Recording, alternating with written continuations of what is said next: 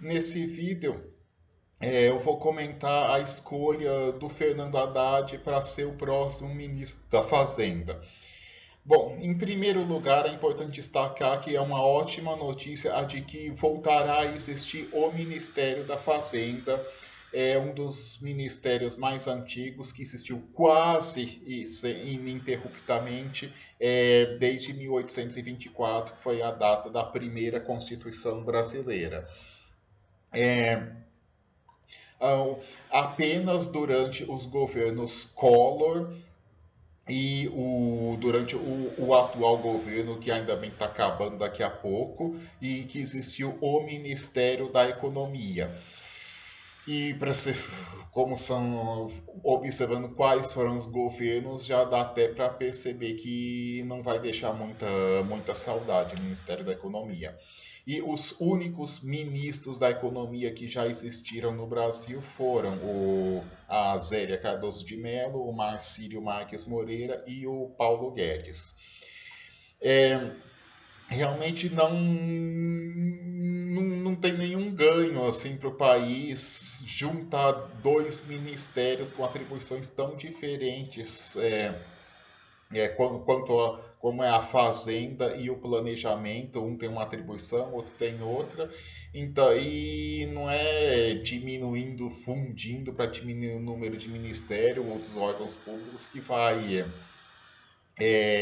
economizar com o pessoal. Então, portanto, foi muito bom que realmente tenha que tenha sido novamente desmembrado o Ministério, ou melhor, extinto o Ministério da Economia e que volte a existir o Ministério da Fazenda e o Ministério do Planejamento. Agora, sobre a escolha do titular do cargo máximo deste ministério. Bom, que será o ex-ministro da Educação e ex-prefeito de São Paulo, Fernando Haddad. Bom, foi sim uma boa escolha. Vamos falar por quê. É o seguinte: o ministro da Fazenda pode ser ou um economista heterodoxo do meio acadêmico, ou um economista ortodoxo do meio acadêmico, ou um economista ortodoxo do mercado financeiro, ou um representante do meio empresarial, ou um político. E só que como o cargo de ministro da Fazenda é um cargo político, é até mais adequado que seja ocupado por algum político profissional, e o Fernando Haddad é um político. Até um representante do meio empresarial poderia até ser adequado se não fosse o meio empresarial brasileiro não fosse o que é atualmente, em que existe até mesmo a aberração de federações da indústria serem contra políticas para a indústria. Então é melhor mesmo alguém que tem um perfil político, e o Haddad tem esse excelente perfil. Bom, o Haddad ele tem graduação em Direito na USP, tem mestrado em Economia na USP e doutorado em Filosofia na USP. Ou seja, ele tem alguma formação em Economia, que é o mestrado da USP, mas não foi por causa dessa formação que ele foi nomeado, e sim porque ele é um político. E se for observar a história do Ministério da Fazenda, durante muito tempo não era habitual um economista ocupar esse cargo. Como eu disse, o Ministério da Fazenda foi criado em 1824, no tanto que nem existia curso de economia. E esse costume de colocar economistas de renome para ocupar o Ministério da Fazenda começou com a ditadura militar, que é o Otávio Bulhões, o Delfim Neto, o Mário Henrique Simonsen. Mas, assim, numa ditadura não é tão importante um ministro ser um bom negociador, um bom articulador político, porque essas coisas não são tão necessárias assim numa ditadura.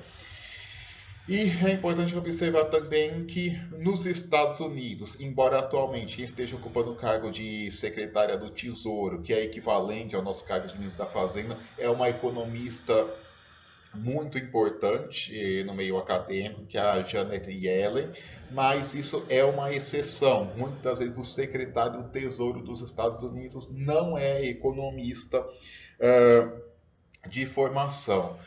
Mas como eu disse, apesar do Haddad ser um político, ele tem alguma formação em economia e ele é da USP e ele tem uma visão assim, bem USP de economia mesmo. Ele não é, por exemplo, igual a Leda Paulani ou a Laura Carvalho, que apesar de serem da USP, poderiam muito bem ser da Unicamp. Não, ele é mesmo USP e muito provavelmente assim como eu disse, o ministro não precisa ser um economista, mas ele precisa nomear ter uma equipe de economistas para trabalhar com ele, principalmente o secretário de política econômica.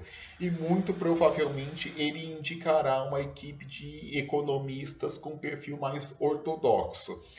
Aí alguns podem estar perguntando, bom, mas para mim, bom, mas você não é doutorando em economia na Unicamp?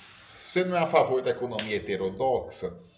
Eu digo que sim, eu só acho muito importante a economia o estudo e pesquisa na economia heterodoxa, mas como eu disse, o Ministério da Fazenda não é um cargo político, não é um cargo acadêmico e nas áreas do governo que controlam a política macroeconômica, que são a Fazenda e o Banco Central, não há necessidade, não é nem mais muito adequado assim para ter heterodoxos ocupando.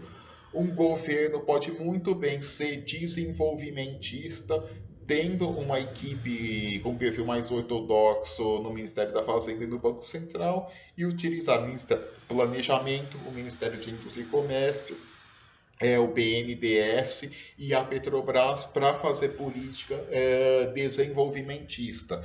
Há muitos casos de governos desenvolvimentistas tiveram um Ministério da Fazenda ortodoxo, como por exemplo o Getúlio Vargas, que foi um dos mais conhecidos governos desenvolvimentistas do Brasil, mas que durante grande parte do segundo mandato dele, o ministro da Fazenda dele foi o Oswaldo Aranha.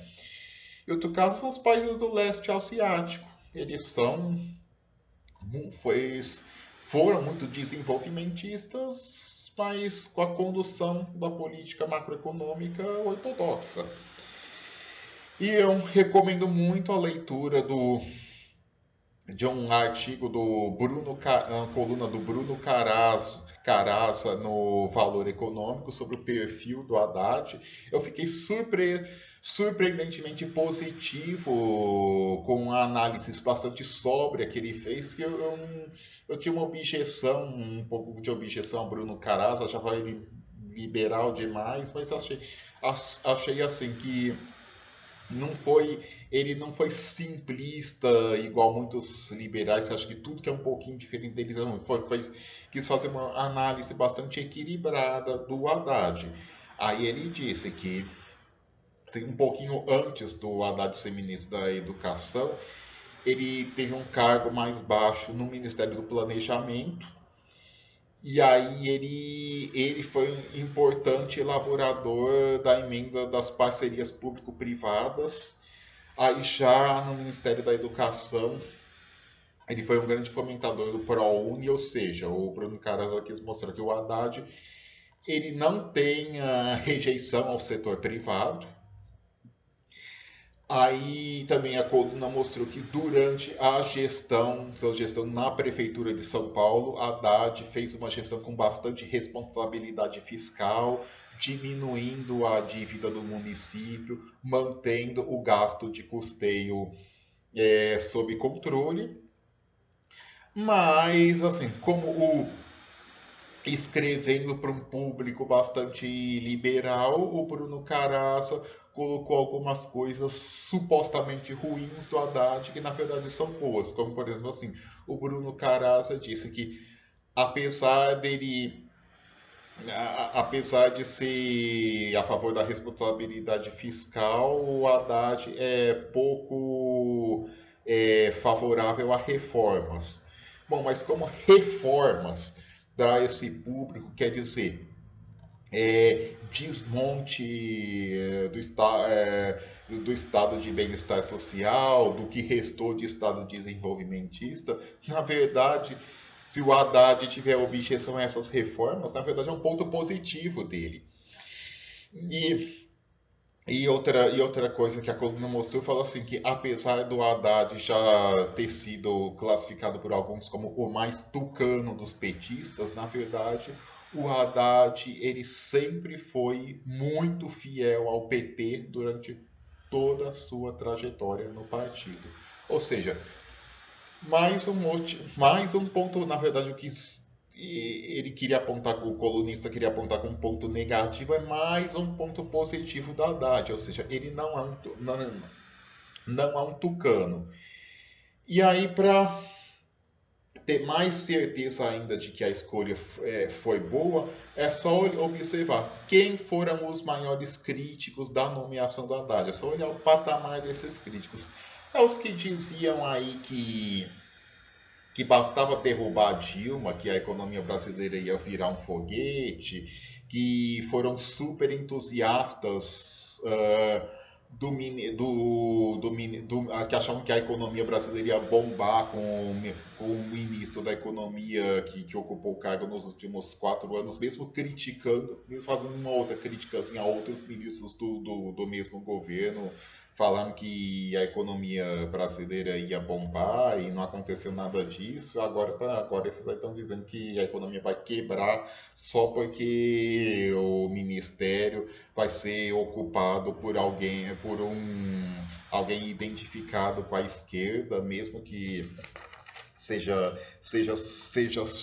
super moderado, e que tem que entender o seguinte: para alguns colunistas da mídia mainstream, para alguns comentaristas de mercado financeiro, para alguns tuiteiros, é, é, sempre o número de ministros identificados com a esquerda no novo governo que existiu sempre vai ser muito.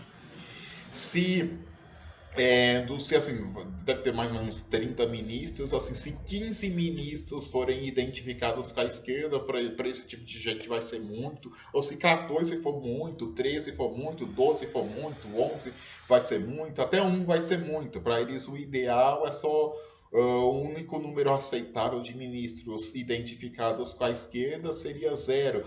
Qualquer ministro indicado que foi identificado com a esquerda vai ter esse negócio aí de que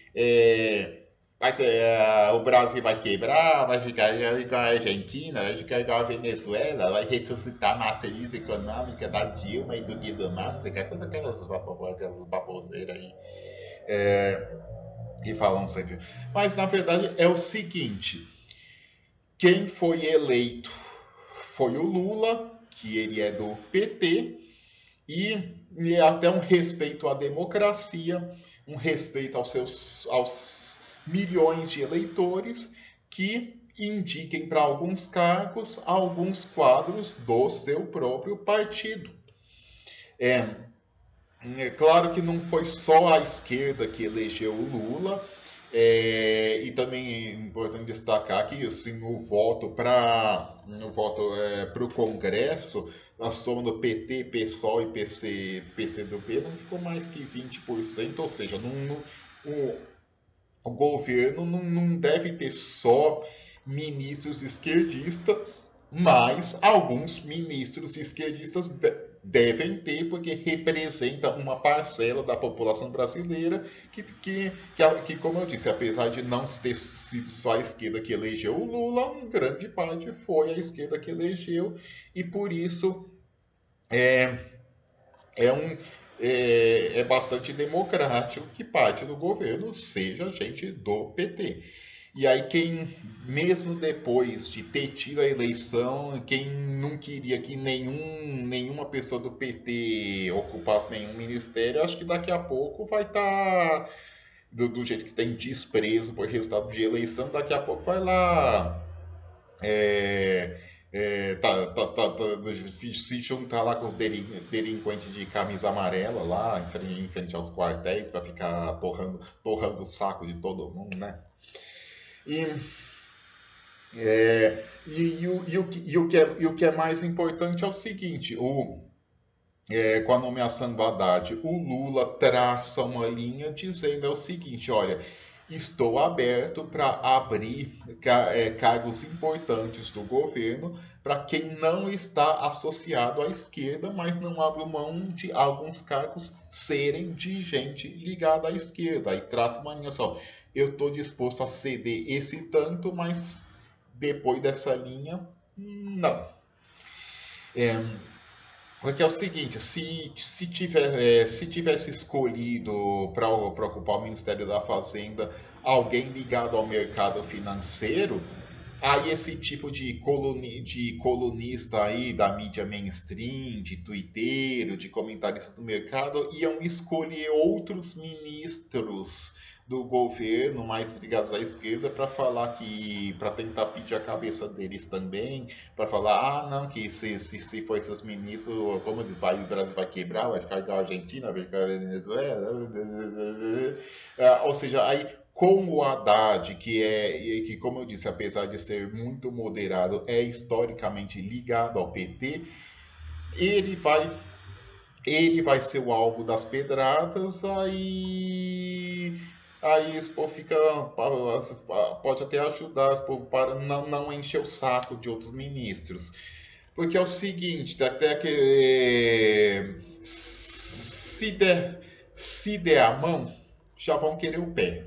Aí talvez seja até conveniente nem dar a mão. Porque é importante lembrar, pô, assim, o choro é livre, mas quem ganhou a eleição foi o Lula, aí haverá um governo Lula que terá uma equipe plural, porque foi bastante plural a base que o elegeu, mas quem ganhou a eleição não foi o Felipe Dávila, então não haverá um governo igual ao que seria um governo do Felipe Dávila.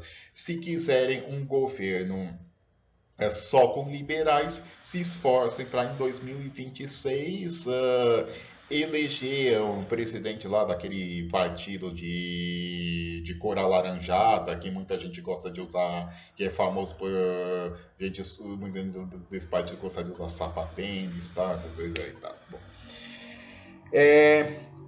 E agora, por fim, falar um pouco da importância política do Haddad. Bom, é o seguinte, em 2026 o Lula completará 81 anos, é pouquíssimo provável que ele concorra à reeleição, e aí o Haddad, existe uma grande possibilidade de que ele seja o candidato do PT a presidente da República em 2026.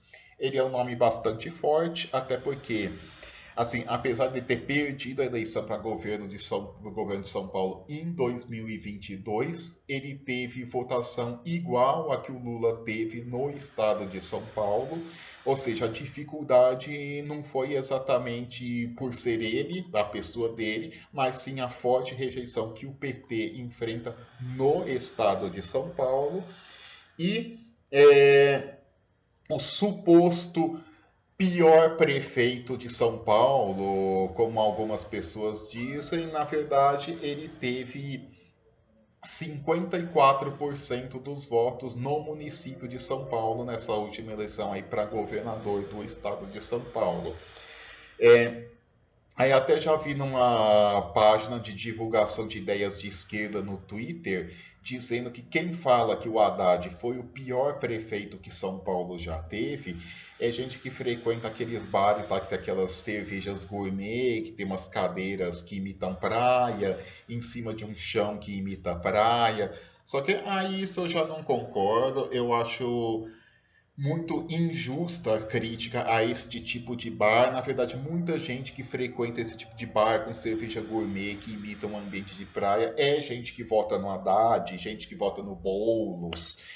Na verdade, quem vem com essa história aí de que o Haddad foi o pior prefeito de São Paulo já teve, é a pessoa que a única informação que recebe do mundo vem né, da Jovem Pan. O tipo de gente que acha que todas as universidades do mundo estão erradas e que só a Jovem Pan e a Gazeta do Povo estão certas. E imagine só, por exemplo, o João Dória, logo depois dele ter sido prefeito de São Paulo, em 2018, ele foi se candidatar a governador de São Paulo e ele ficou atrás do Márcio França no município de São Paulo. E também, assim, eu duvido que se o Celso Pitta fosse disputar a eleição para governador de São Paulo, logo depois de ter sido prefeito, ele teria obtido 54% dos votos no município de São Paulo. E outro feito importante do Haddad é que aí não é que é provado, mas é uma coisa que eu acredito muito de que ele foi o grande responsável por ter quebrado a muralha azul dos mapas eleitorais do centro expandido de São Paulo. Porque, assim, antes, em todas as zonas eleitorais do centro expandido de São Paulo, também conhecido como a Mesopotâmia, porque fica lá entre o Rio Tietê e o Rio Pinheiros, era sempre azul em mapas de eleição para qualquer cargo, porque a direita ganhava sempre para qualquer cargo lá. A única exceção foi lá atrás, a prefeitura, o segundo turno da eleição para prefeito de São Paulo, que a Marta ganhou do Maluf até lá, mais por causa da rejeição do Maluf, mas foi só no segundo turno, porque fora isso, a direita ganhou tudo lá. Inclusive, em 2002, quando o Lula teve uma vitória fenomenal em todo o Brasil, o Serra ganhou no centro expandido de São Paulo com uma margem razoável. Na verdade, apenas foi um acontecimento inédito em 2002. Tanto o Lula para presidente quanto o Haddad para governador avermelhou algumas zonas eleitorais dentro do centro expandido de São Paulo e acredito que pode ter alguma relação com algumas políticas que o Haddad implementou como prefeito e muito bem recebidas pela população jovem que mora naquela área, como por exemplo, as ciclovias, a Paulista aberta aos domingos, a descoberta de que São Paulo é uma cidade com potencial para carnaval, para ter blocos de carnaval de rua. E acredito que por isso ele conseguiu criar um grupo razoável de pessoas mais propensas a votar no PT no centro expandido de São Paulo. Então, assim, por causa de tudo isso, tanto pelo aquilo que o cargo de ministro exige, tanto pelo perfil do Haddad como político, das pessoas que poderiam trabalhar com ele, pela importância dele tanto no PT quanto pelas realizações que ele fez aí ao longo de sua vida pública, eu considero que o Fernando Haddad para ministro da Fazenda foi uma escolha muito acertada.